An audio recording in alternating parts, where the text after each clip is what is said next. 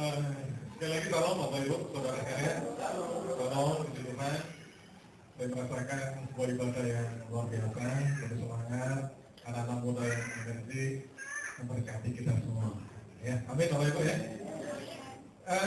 Khususnya buat anak-anak muda di tempat ini, kalau misalkan ada sebuah pertanyaan yang perlu kita renungkan, pertanyaan yang cukup sederhana, misalkan kira-kira 5 tahun ke depan saya ini kayak apa? Pernah nggak kita bertanya kayak gini? Kira-kira 10 tahun ke depan saya ini kayak apa? Kayaknya bukan hanya anak-anak muda yang perlu diberikan pertanyaan, kita pun yang mungkin punya umur agak lebih lama ya Pak Amir ya. Tetap ada pertanyaan kayak begitu kan, 5 tahun ke depan mestinya kita ini kayak apa? Kalau biasa-biasa saja seperti kayak begini, kayaknya nggak ada progres. Amin. Pasti kita merindukan bahwa khususnya anak muda 5 tahun ke depan mungkin saya akan punya karir yang lebih bagus, yang jomblo, mungkin mendapatkan pasangan yang ideal, ya kan? Ya sudah merasa expired gitu, tiba-tiba laku walaupun tidak diobral gitu kan. Nah ini kan sebuah kerinduan kita bersama bahwa kita ingin melakukan sesuatu yang lebih baik pada hari-hari yang ke depan. Tetapi pertanyaannya kadang-kala bahwa ada banyak dari kita yang nggak pernah berpikir ke depan saya harus kayak apa, 5 tahun lagi saya kayak apa. Kita hanya seringkali berpikir bahwa ya udahlah, asal hidup saja aku udah bersyukur, asal punya penghasilan yang pas-pasan saja saya mengucap syukur kepada Tuhan, sehingga hidupnya nggak ada tantangan, nggak ada progres, dan biasa-biasa saja. Hari ini kita akan belajar suatu tema yang menarik, Bapak Ibu Saudara sekalian. Satu tema yang saya berikan judul perluas kapasitasmu. Perluas kapasitasmu. Kita memperluas kapasitas supaya ada banyak hal yang bisa kita raih dan bisa kita rangkum. Saya berikan sedikit gambaran, Bapak Ibu Saudara sekalian. Seandainya masing-masing di antara kita itu punya sebuah tempat untuk mengambil beberapa liter air atau kayak apa. Misalkan katakanlah si A hanya punya satu tangkir kecil. Ada seseorang yang mungkin punya gelas yang agak besar, kemudian beberapa lagi punya ember ya, ada beberapa lagi yang punya wadah yang agak cukup besar. Kemudian mereka masing-masing itu disuruh mengambil air di sebuah kolam yang luar biasa. Sebuah kolam yang tak terbatas, sebuah kolam yang ada jernih, yang bermanfaat buat kita semua. Masing-masing dengan antusias datang ke kolam itu, kemudian mengambil air sesuai dengan wadah yang mereka miliki masing-masing. Tentunya yang punya cangkir akan mengambil air sebesar volume yang ada di dalam cangkir tersebut. Ya kan? Coba renungkan. Kemudian yang punya gelas besar akan mengambil air sesuai dengan volume gelas yang besar tersebut. Kalau gelasnya isinya setengah liter, maka dia bisa bawa pulang air itu sebanyak setengah liter. Tapi bayangkan yang memiliki ember yang isinya mungkin 1 galon misalkan, maka dia akan mengambil air di dalam kolam itu sebanyak 5 galon sesuai dengan ukuran daripada ember yang dia bawa. Perenungan ini memberikan gambaran kepada kita, saudara kasih, bahwa sebetulnya berkat kemenangan hal-hal yang luar biasa itu telah disediakan buat kita.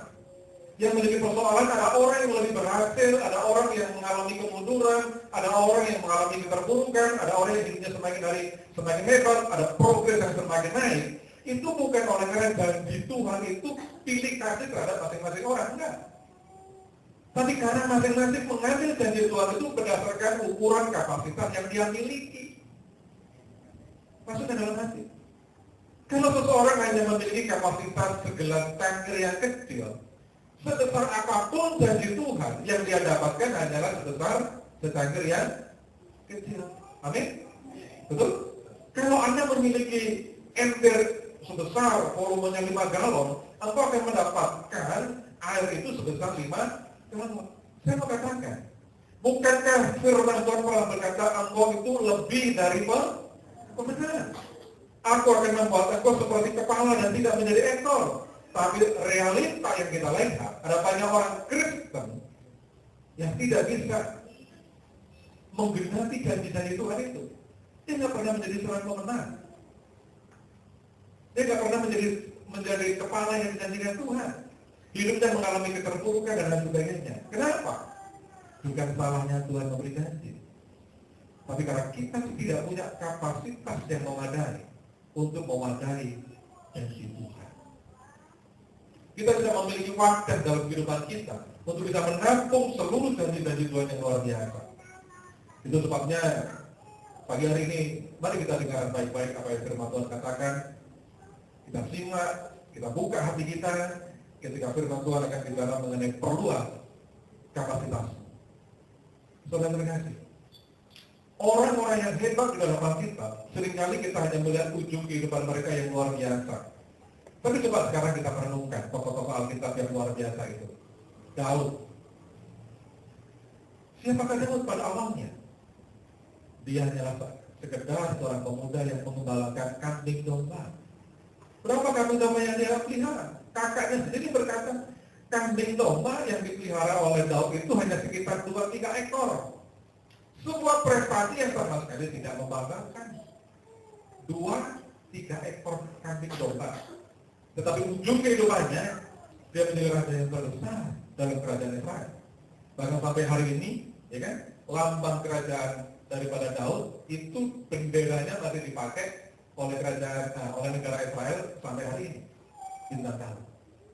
Luar biasa. Musa. Siapa yang gak kenal Musa? Hari ini. Tapi ketika bagaimana dia mengalami pembentukan Tuhan, 40 tahun dari padang rumput Midian. Hanya sekedar ketemu dengan kambing domba, ya kan, bersihkan kotorannya, kasih makan mereka 40 tahun. Tapi ketika pada waktunya pas, Tuhan panggil dia menjadi seorang pemimpin, tidak ada yang pernah meragukan kehebatan tokoh yang bernama Musa. Memperluas kapasitasnya. Belum lagi Yabes, orang yang gak ada ujung pangkal keturunannya. Kalau saudara membaca kitab Tawarik di mana Yabes itu diceritakan, tokoh-tokoh itu semua dikatakan si A punya anak, akhirnya anak itu punya anak lagi namanya si B memperanakan si C memperanakan si D, jelas asal usul keturunannya. Tiba-tiba ada sisipan di situ. Ada seorang yang bernama Yabes, bapak ibunya nggak disebut. Sudah nggak disebut, dibilang Yabes ini adalah seorang anak yang lahirnya menyakitkan ibunya, sehingga diberi nama Yabes, karena artinya adalah engkau yang menyakiti aku. Tapi kemudian dalam perkembangan selanjutnya, Alkitab mengatakan Yabes lebih hebat dari semua saudara-saudaranya. Saudara kasih, tokoh-tokoh besar ini, mereka bukan tumbuh dengan sendirinya. Mereka bukan tumbuh secara liar dan tiba-tiba menjadi orang yang hebat, enggak. Ada rencana-rencana Tuhan dalam kehidupan mereka, benar.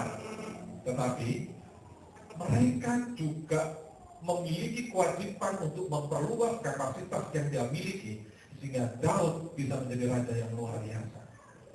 Musa menjadi pemimpin yang luar biasa.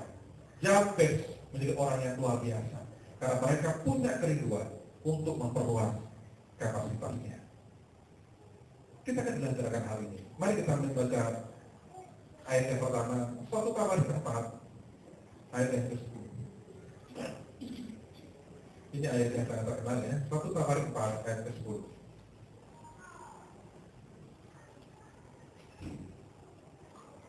Saya mengatakan 1 Tawarik 4, ayat ke-10.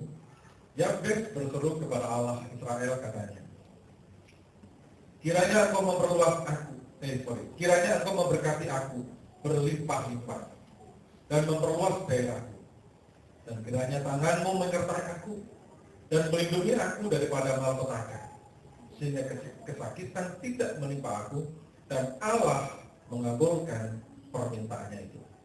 Saudara, kita akan membaca ini mungkin secara sepintas kayaknya tidak ada sesuatu yang istimewa.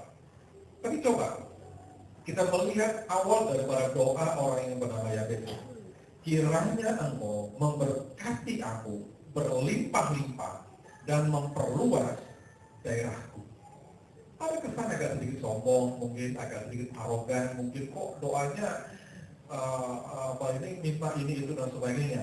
Tetapi sebetulnya doa daripada Yabes ini adalah doa daripada orang yang memiliki kerinduan untuk diperluas, untuk ditingkatkan, untuk di-upgrade oleh Tuhan berdasarkan kehendak Tuhan. Hal pertama, Bapak Ibu Saudara sekalian, apabila kita ingin memperluas kapasitas kita, hal yang pertama adalah miliki kerinduan untuk diperluas Tuhan. Miliki kerinduan untuk di-upgrade oleh Tuhan. Miliki kerinduan untuk ditingkatkan kapasitas kita oleh Tuhan. Kenapa? Perhatikan baik-baik ini. Penyakit kita semua.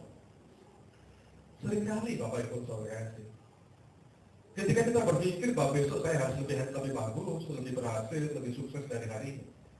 Kadang-kadang kerinduan kita itu terpendam. Oleh kenapa?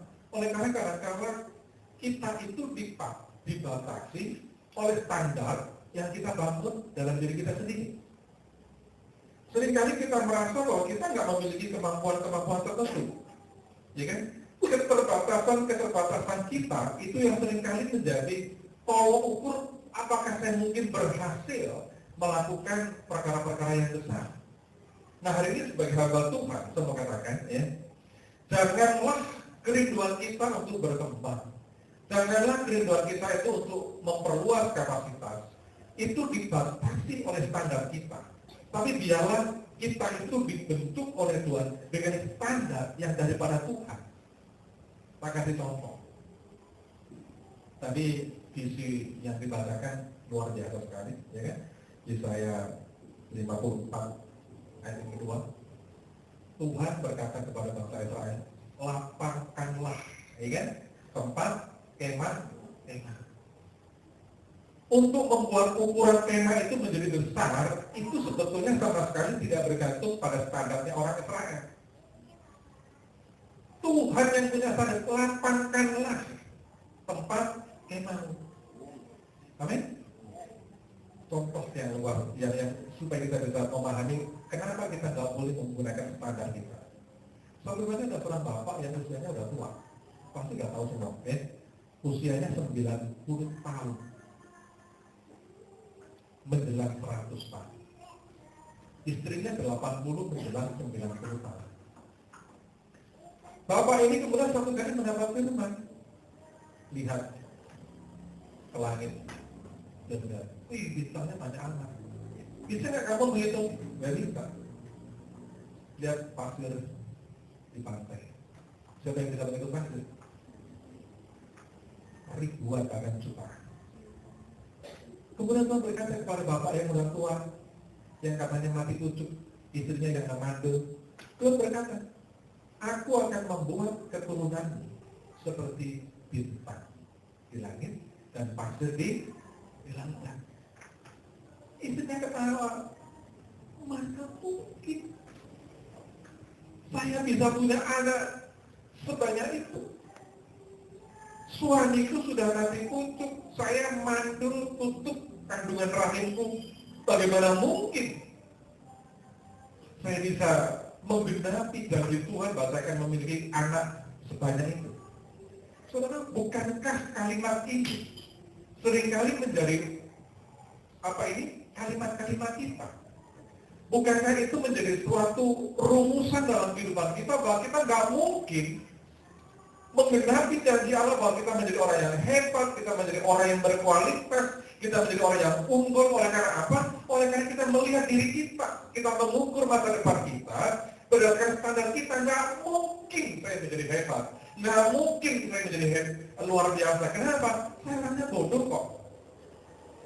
Seringkali, saudara terkasih, ini khususnya ada banyak anak muda, jangan pernah mengukur masa depan kamu, memimpikan masa depan kamu, menciptakan masa depan kamu dengan standar-standar yang engkau miliki. Biarlah kita mengembangkan diri kita berdasarkan standarnya Tuhan. Amin. Standarnya Tuhan. Ketika kita ngomong standarnya Tuhan, kemungkinannya serba tidak terbatas. Itu sebenarnya saya katakan. Hal yang pertama supaya kita itu bisa memperluas kapasitas kita, punyai kerinduan, punyai keinginan, punya kemauan, dan saya kepingin maju Tuhan, saya kepingin di-upgrade Tuhan, saya ingin ditingkatkan Tuhan, saya ingin diperluas. terlepas dari semua keterbatasan yang aku miliki. Kebiasaan-kebiasaan kita yang kurang kompetitif, ya, kebiasaan-kebiasaan kita yang tidak mau untuk mengupgrade diri, itu yang seringkali menghambat kita untuk maju di dalam kehendaknya Tuhan. Saya pernah memberikan sebuah ilustrasi di tempat ini kalau nggak salah. Kita masing-masing punya kendaraan, ya kan? Sekarang entah motor, entah mobil, kebanyakan dari kita punya kendaraan. Contoh misalkan saya punya motor, karena usia agak sudah menjelang kerja, gitu ya. Tahun ini kayaknya saya sudah setengah abad, gitu ya. Sudah memasuki 50 tahun, gitu ya. Sehingga kalau saya naik motor, tidak pernah punya keberanian untuk mengendari motor kecepatan lebih daripada 40-50 km. Tidak berani. Makanya kalau biasanya saya pelayanan sama anak-anak muda ya, keluar gitu, saya kasih pesan satu, tolong toleransi dengan Pak Pendeta, ya. Nggak berani banter, ya. Kalau anak-anak muda, wis 80, 90 sampai 100 itu makanan sehari-hari. Saya takut, ya. Tidak ada takut jatuh, karena masuk angin juga, gitu, ya. Kerokan, pulang naik motor kerokan. Saya kembali kepada cerita tadi. Karena saya punya kebiasaan naik motor hanya sekitar maksimal 40 ya, antara 30, 40 maksimal begitu. Apa yang terjadi di dalam pemikiran saya, konsep pikir saya? Setiap kali saya melihat motor saya berpikir bahwa motor saya ini maksimal kecepatannya cuma 40 km. Kenapa? Karena tiap hari saya menggunakan motor itu tidak lebih dari 40 km per jam. Kebiasaan itu tertanam. Sehingga ketika saya tiba-tiba melebihi kecepatan itu, ya, saya berpikir jangan-jangan nanti merotol semua motor saya ini, ya kan? Padahal di speedometer motor saya itu terpampang tulisan speedo itu sampai 125 bisa. Tapi karena setiap hari ya saya gunakan cuma sekitar 30-40 maksimalnya kayak begitu. Konsep pemikiran saya bahwa motor saya nggak mungkin bisa mampu melaju melebihi kecepatan yang biasa saya kerjakan. Paham maksud saya? Demikian juga dengan kita. Karena kita itu punya budaya tidak kompetitif, ya. Selalu mengatakan ya saya cukup segini saja lah, ya. Pepatah orang Jawa yang sangat salah itu ya, drimoing kandung, ya. Mana gak mana pokok kumpul. Nek kali rekap ya mati kabeh, mati bareng, kan begitu, iya nggak? Nah ini yang seringkali membuat kita nggak bisa maju. Para mahasiswa misalkan, kalau Anda terbiasa mendapat nilai C, tiba-tiba mendapat nilai A, Anda bingung, mau tidur kayak apa gini ya? Bener nggak ya? Kayak gitu kan? Kenapa? Karena terbiasa dapat nilai C. Begitu mendapat nilai A, nggak percaya nih. Masa? Ya? Nggak mungkin lah, gitu kan? Kenapa? Karena tidak mampu menyadari bahwa Anda punya kapasitas lebih daripada itu, tapi Anda puas cukup dengan nilai C. Kebiasaan itu merusak standar yang Tuhan beri kepada kita. Saya jadi masih ingat benar. Mungkin saya pernah saksi, tapi saya ulang lagi. Saya punya anak nomor 1 dulu itu mual saya mencantum kalau sekolah. Jadi mulai SD, SMP, ranking itu paling ya, antara ranking 1 sampai 4. Dari bawah. Ya, jadi tiap kali saya ngambil rapot, udah gak pernah mikir. Gak pernah mikir dia dapat nilai bagus. Asal naik, bersyukur. Oh iya. Sampai satu kali dia lulus dalam pengumuman SMP gitu kan. Saya deg-degan dalam hati. Anak saya lulus enggak ya? Waktu itu kan dikasih amplop. Begitu ditanya ya, nama anak saya kan Jeremy Gabriel. Jeremy Gabriel dengan bapaknya maju. Ini Pak, waduh, ini ujian iman yang luar biasa. Kalau nggak lulus kan mana lu? Saksi kecemara, pasti Tuhan kita nggak lulus. Wah doanya nggak ujaran, ini kan begitu ya. Jadi ini pergumulan berat gitu kan. Akhirnya saya buka pelan-pelan, lulus. Saking senengnya, itu nama saya itu bau keringet dan sampai tak cium.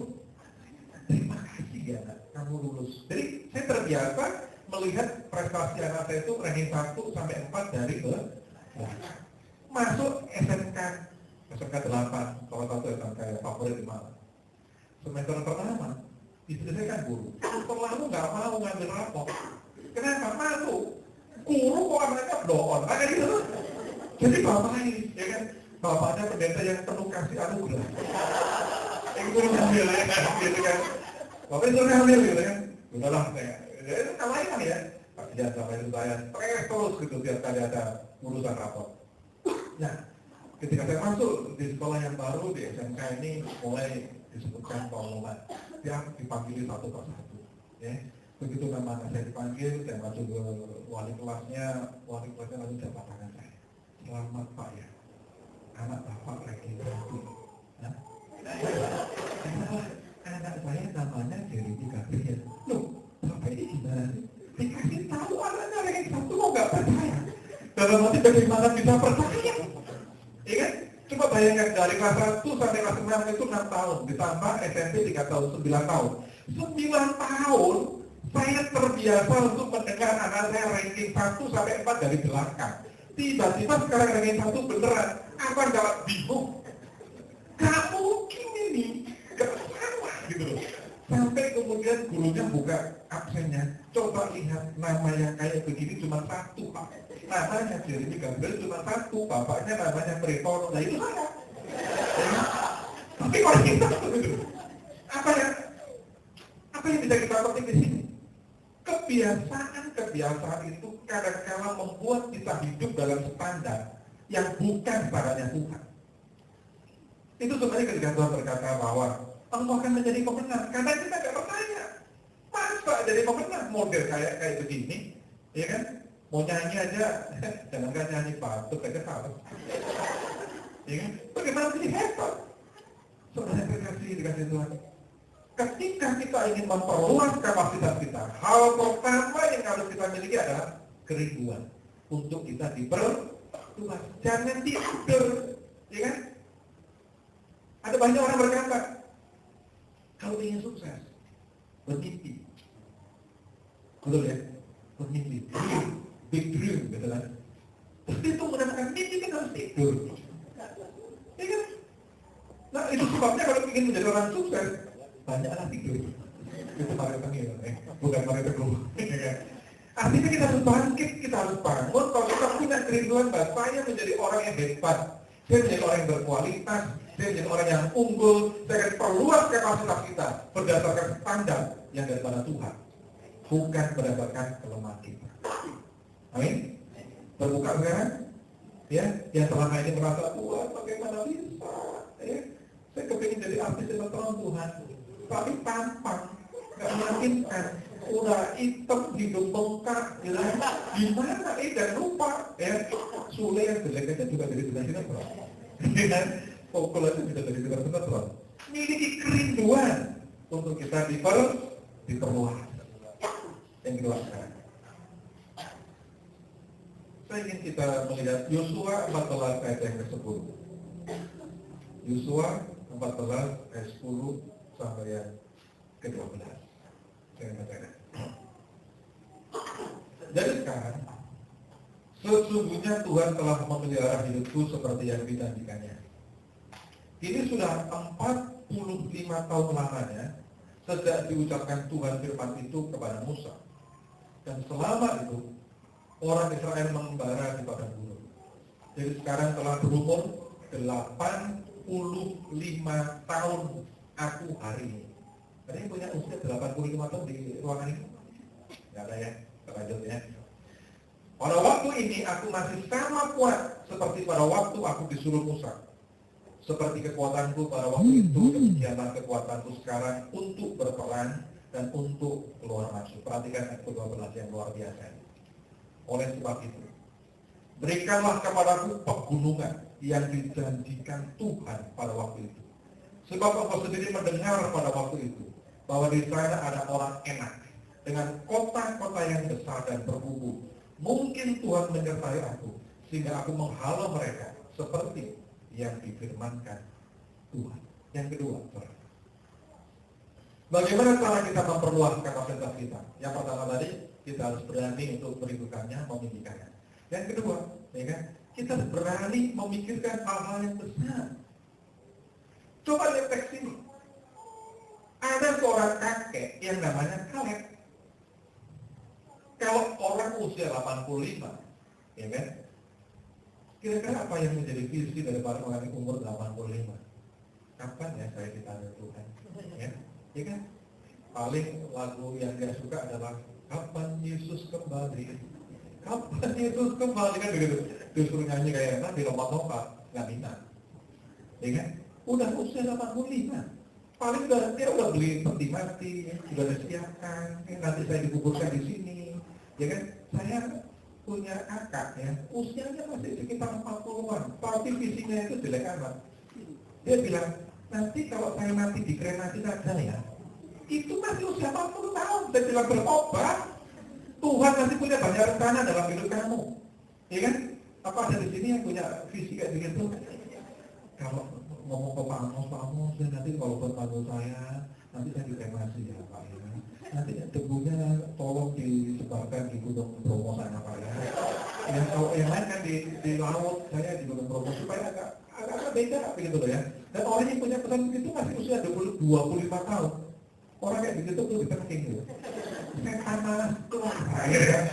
Nah, ini kakek umur 85 tahun. Dan apa yang menjadi permintaan dia?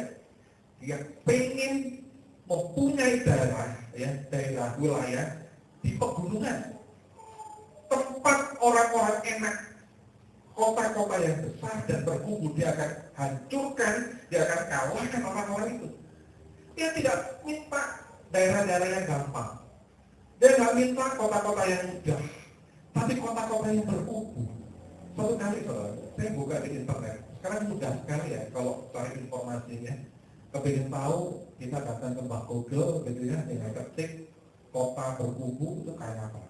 Itu ternyata kota berkubu itu gunung-gunung batu di sana dipahat masuk ke dalam, bikin kota-kota di situ. Ya, jangankan untuk mengalahkan kota ini, untuk datang ke kota itu saja sulitnya kita ampun, karena di atas gunung-gunung. Nah ini orang kakek yang namanya Kaleb yang usianya 85 tahun ini minta kepada Yosua, beri saya kesempatan untuk menghancurkan kota-kota berkubu itu. Luar biasa. Artinya apa? Kaleb berani memikirkan hal-hal yang besar, memikirkan perkara-perkara yang nggak mungkin, perkara-perkara yang mungkin mustahil bagi orang lain, tapi dia berani memikirkan itu. Hal yang kedua, saudara, yang saya sampaikan, kalau kita ingin memperluas kapasitas kita, memperluas karunia dan talenta kita, ya, punya keberanian untuk memikirkan perkara-perkara yang besar. Amin. Dan kadang-kala, ya, ada banyak handicap, ada banyak kendala, ada banyak tantangan ketika kita ingin memikirkan perkara-perkara yang besar. Tetapi coba lihat, dari teks ini kita bisa melihat usia itu bukan penghalang bagi kalian untuk berani memikirkan perkara yang besar. 85 tahun usianya, tapi masih pengen maju. Kalau kalian mampu menghadapi bahkan menyingkirkan kendala usia, apa kira-kira yang menjadi kendala kita dalam hal ini? Kita kepingin maju, mungkin kendalanya adalah bagaimana bisa Pak saya maju, saya nggak punya dana. Bagaimana saya kepingin pinter, saya nggak punya biaya untuk kuliah. Bagaimana saya bisa begini-begitu, status sosial ekonomi keluarga saya kayak begini. Hari ini sebagai hamba Tuhan mengatakan, kendala apapun juga di hadapan Tuhan itu nggak ada artinya. Amin. Sepanjang kita berani memikirkan perkara-perkara yang besar, punya keberanian. Saya teringat kata-kata yang disampaikan oleh Presiden pertama kita, Insinyur Soekarno, dikatakan kepada anak muda pada masa itu. Gantungkanlah cita-citamu setinggi-tinggi di langit. Kalaupun jatuh, kamu jatuh di antara bintang-bintang. Coba misalkan kita menggantungkan cita-cita kita setinggi jemuran. Itu jadi apa? Ya kan? Setinggi jemuran itu begini. Ya kan? Begitu jatuh, habis selesai. Tapi kalau kita gantungkan cita-cita kita setinggi bintang di langit, nggak kesampean jadi presiden, minimal tamat. Ya kan? Apa enggak? Karena kita punya cita-cita, berani memikirkan perkara besar. Tidak ada kendala bagi orang yang berani berpikir secara besar. Saya melihat sekarang ini, khususnya acara-acara televisi yang menayangkan anak-anak muda yang luar biasa, ya kan? Anda kan di sini pernah nonton acara di Metro Young on the Top atau NDT, itu acara-acara memberikan inspirasi bagi anak-anak muda untuk luar biasa. Saya khawatir nanti tiba-tiba banyak anak muda di sini favorit tontonannya IKS. You keep smile, makeup nggak kawan-kawannya begitu. Nggak ada inspirasi sama sekali, ya kan? Atau mungkin Pak ini ada yang lebih keren Pak, ya acaranya akademik, tapi akademik lagi. Jadi ada yang punya favorit acara ini rubah, itu sama sekali nggak ada inspirasi sama sekali gitu. Coba lihat kayak acara NDT, ya kan? Acara Young on the Top itu memberikan inspirasi dan itu membuat kita berani memikirkan hal-hal yang ya kan? Nggak cuma sekedar diajari goyang kanan, goyang kiri, ya.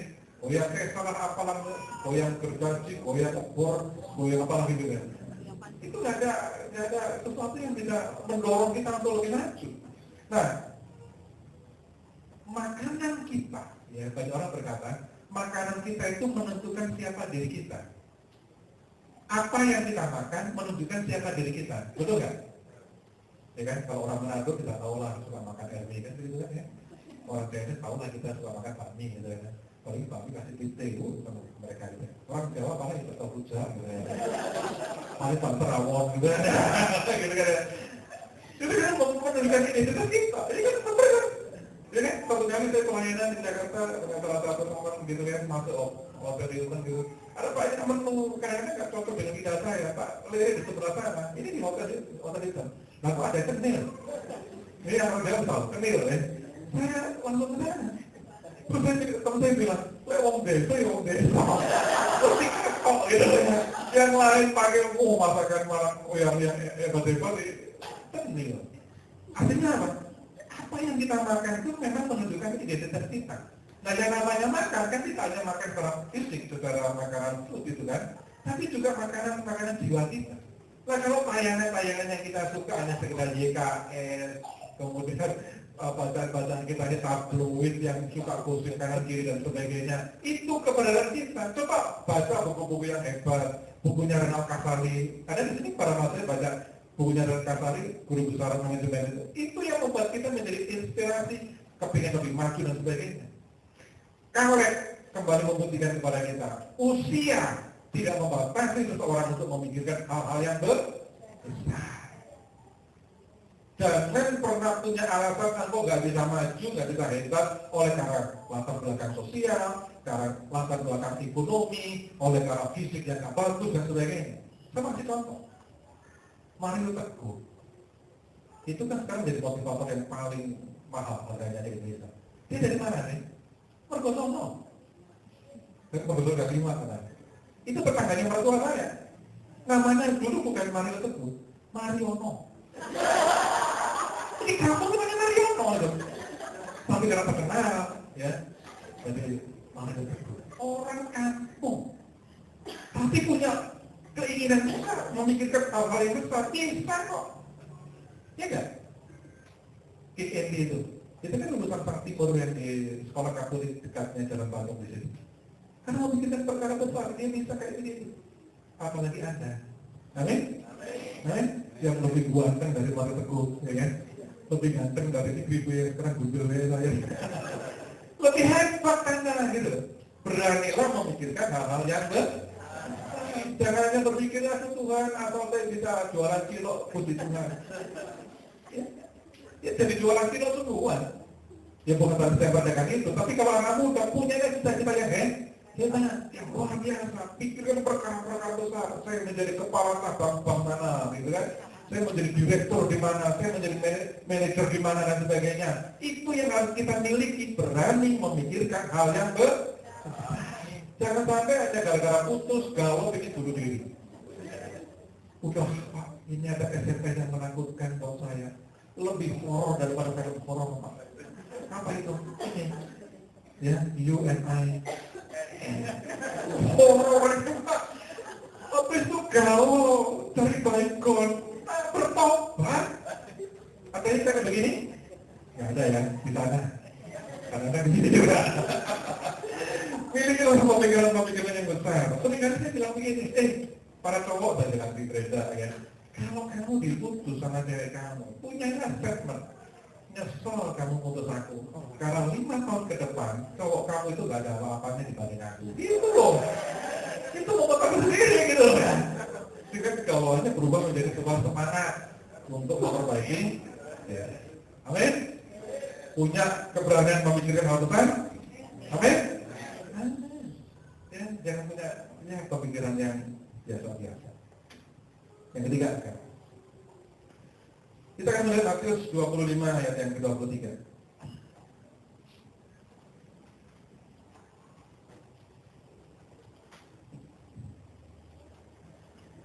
Matius 25 ayat yang ke-23.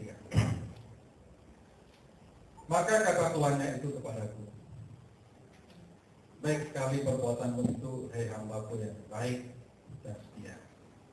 Engkau telah setia memikul tanggung jawab dalam perkara yang kecil. Aku akan memberikan kepadamu tanggung jawab dalam perkara yang besar. Masuklah dan turutlah dalam kebahagiaan Tuhan. Yang ketiga, apa yang harus kita lakukan supaya kita bisa memperluas kapasitas kita? Yang ketiga adalah setia memikul tanggung jawab. Kalau saudara perhatikan di dalam satu ayat ini, kita akan menemukan beberapa kata setia yang diulang beberapa kali. Coba saya baca ya, saya hitung. Maka kata tuannya itu kepadaku, baik sekali perbuatanmu itu, hei hambaku yang baik dan setia. Kali. Engkau telah setia 2 kali, memikul tanggung jawab dalam perkara yang kecil. Aku akan memberikan kepadamu tanggung jawab dalam perkara yang besar, masuklah dan turutlah dalam kebijakan Tuhanmu. Ada 2 kata setia yang diulang pada 2 kali. Dalam ilmu hermeneutik, saudara, dalam ilmu penafsiran Alkitab, kata yang diulang lebih dari 1 kali, itu artinya menjadi penekanan dari teks tersebut. Menjadi inti pesan daripada teks tersebut. Nah, ketika satu ayat ini mengungkapkan 2 kata, setia 2 kali, artinya kata setia itu menjadi sentral, menjadi fokus, menjadi pusat daripada ayat yang kita baca, teks yang kita baca ini. Dan kemudian saya tertarik, apa yang dimaksud dengan setia dalam teks ini? Ternyata konteks ini sedang bicara, yang dimaksud dengan setia itu adalah orang yang terlatih, orang yang berulang-ulang mengerjakan pekerjaan yang sama secara terus-menerus. Itu setia. Sekali lagi, teks itu ketika saya teliti kata setia itu mengandung pengertian adalah orang yang terlatih, orang yang berulang-ulang mengerjakan pekerjaan ya yang sama sampai orang itu betul-betul pakar dalam bidang itu. Itu setia, melakukan terus menerus. Nah, ketika kita bicara mengenai setia memikul tanggung jawab, artinya kita diminta oleh Tuhan memiliki ketahanan, ketekunan, kecakapan untuk melakukan sebuah pekerjaan, sebuah tugas itu secara berulang-ulang, terus-menerus sampai kita betul-betul pakar dalam bidang tersebut. Itu setia. Bukan sekedar pasif. Ya, saya setialah sama kamu, ya, menunggumu. Walaupun kau pergi ke sana, aku tetap menunggumu di sini. Kayak gitu lagunya jadi tak maksudnya. Itu pasti sabar menunggu. Enggak. Tapi yang kita kata setia itu adalah orang yang aktif melakukan sebuah pekerjaan yang berulang-ulang. Dan itu menjadi profesional di bidang itu. Contoh, ya, ketika kita belajar berenang, ya, ada pernah yang belajar berenang. Saya dulu pernah belajar berenang secara otodidak. Kalau teman-teman mungkin yang lain belajarnya di kolam renang, saya di sungai. Kan nggak punya duit untuk masuk kolam renang, ya kan? Waktu masih kecil dulu. Kalau dulu, gitu. Jadi belajarnya di sungai. Masuk, begitu masuk pertama kira-kira apa masuk bisa ngapung? Enggak kan? Minggir, gitu kan? Besok latihan lagi, masuk lagi. Ya, namanya di sungai. Kadang-kadang kalau pas yang kotor masuk ke mulut ya pulang bisa gitu ya nasib pakai begitu ya. Tapi ada ketekunan setiap minggu saya latihan akhirnya ya walaupun nggak profesional, kalau sekarang dilempar ke air tenggelam lah ya, bisa dikit ngapung ya. walaupun mungkin berat badan kayak ini agak berat gitu ya, tapi 5 menit mungkin bisa ngapung lah gitu ya, atau menit yang 15 gitu ya, tinggal duduk gitu ya, tapi bisa, ya kan? Ada ketemuan. Jadi bisa kan, coba lihat pemain-pemain bola yang luar biasa, entah Cristiano Ronaldo, Lionel Messi lah, mereka itu melakukan pekerjaan mereka itu ya dengan kesetiaan, ya kan? Dengan sesuatu yang enteng dikerjakan. Saya jadi teringat sebuah film, mungkin bagi anak muda pernah nonton film ini, film Jackie Chan dengan saya dari televisi. Judulnya adalah Karate Kid. Jackie Chan dipasangkan dengan anaknya Will Smith. Ya, si bintang ini sekarang jadi teman duetnya Justin Bieber, anak negro. Mungkin ada yang lain. Si anaknya digebukin di kelasnya, terus melihat Jackie Chan pintar kungfu, dia mendaftarkan diri, pengen latihan dengan Jackie Chan belajar kungfu. Apa yang diajarkan oleh Jackie Chan? Sekedar pakai jaket lepas lagi, pakai jaket lepas lagi. Tiap hari kayak begitu. Marah kan Chan, saya ini pengen belajar kungfu, bukan sekedar belajar untuk pakai jaket dan lepasin jaket. Tapi Jackie Chan tetap mengatakan kalau kamu mau belajar kungfu, latihan kayak begini. Ternyata gerakan lepas jaket, pakai jaket itu adalah gerakan dasar dari kungfu modelnya Jackie Chan. Akhirnya anak ini dalam sebuah pertandingan kompetisi karate dia bisa memenangkan walaupun musuhnya itu lebih tinggi, lebih gede dan sebagainya. Ketekunan, kesetiaan seperti itu, melakukan perkara-perkara yang kecil berulang-ulang dan terus-menerus. Coba kita aplikasikan dalam kehidupan kita.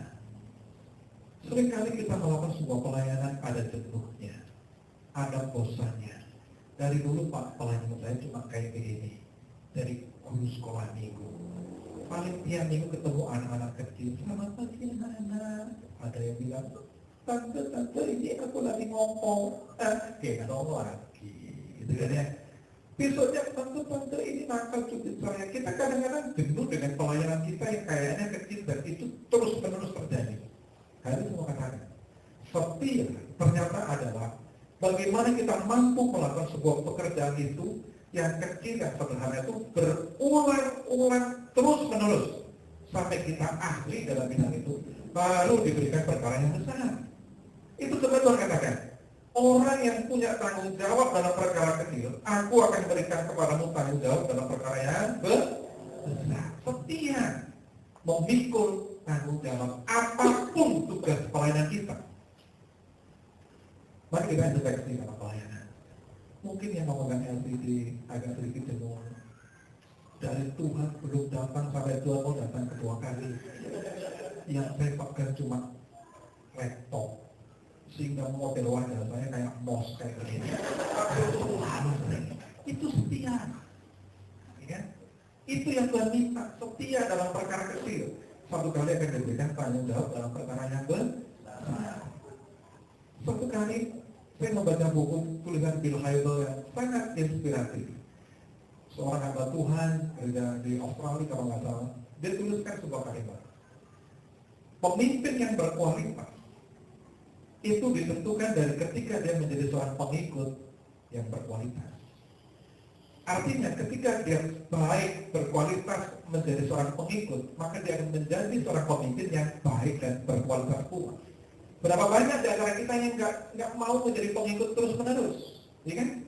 Hari ini, hari itu mau katakan, Yosua menjadi jenderal yang luar biasa. Kenapa? Karena dia setia mengiring Musa. Siapa Yosua? Pernah ketemu siapa Yosua? Kalau saudara baca kitab Perjanjian Lama, Anda akan ketemu. Yosua itu sekedar abdinya Musa. Apa pekerjaan dia? Membawa tongkat dan bungkusannya Musa. Sekedar bawa rangselnya Musa kemana-mana. Tapi Yosua setia melakukan pekerjaan itu. Dan dalam puncak kesetiaannya, Tuhan melihat Musa perlu pulang ke rumah Bapa. Maka Yosua pasal 1 ayat 1 dikatakan, hambaku Musa telah meninggal, maka sekarang Yosua bangkitlah engkau untuk menggantikanmu Musa. Kenapa? Tuhan melihat Musa setia melayani, Yosua setia melakukan perkara-perkara yang kecil. Tiba waktunya untuk melakukan perkara yang besar. Yosua bukan orang hebat kok. Asal usulnya kita nggak tahu, ya kan? Apakah dari 2,5 juta masyarakat yang ada di Israel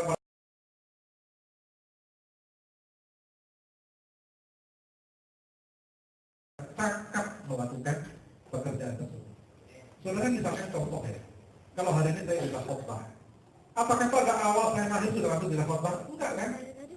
Begitu ibu saya mengeluarkan saya, nggak mungkin nanti nggak selalu kita akan mendengarkan firman Tuhan dari Yosua. Enggak lah ya, pasti belajar dulu. Saya masih ingat pertama kali kasih renungan di pemuda di gereja, itu kedua dengkul saya berbunyi, gemetar. Padahal itu teman-teman sendiri, ya kan? Tapi setelah berlatih setia, ya, renungan dan sebagainya. Sekarang kalau khotbah kadang-kadang nggak bisa disuruh berhenti, pengennya terus begitu aja. Ya, yang namanya ya ketika terakhir. Ayat terakhir yang saya pikir kita semua tahu. Lukas 1 ayat 34 sampai 37. Lukas 1 34 37. Kita bacakan. Kata Maria kepada malaikat itu, bagaimana hal itu mungkin terjadi karena aku telah bersuami? Jawab malaikat itu kepadanya, Roh Kudus akan turun atasmu dan kuasa Allah yang Maha Tinggi akan menaungi engkau, sebab itu anak yang akan kau lahirkan akan disebut kudus anak Allah. Dan sesungguhnya Elisabeth saudaramu itu, ia pun sudah mengandung seorang anak laki-laki pada hari tuanya. Dan inilah bulan yang ke-6 bagi dia yang disebut madu itu. Sebab bagi Allah tidak ada yang mustahil. Perhatikan ayat yang 38, kata Maria.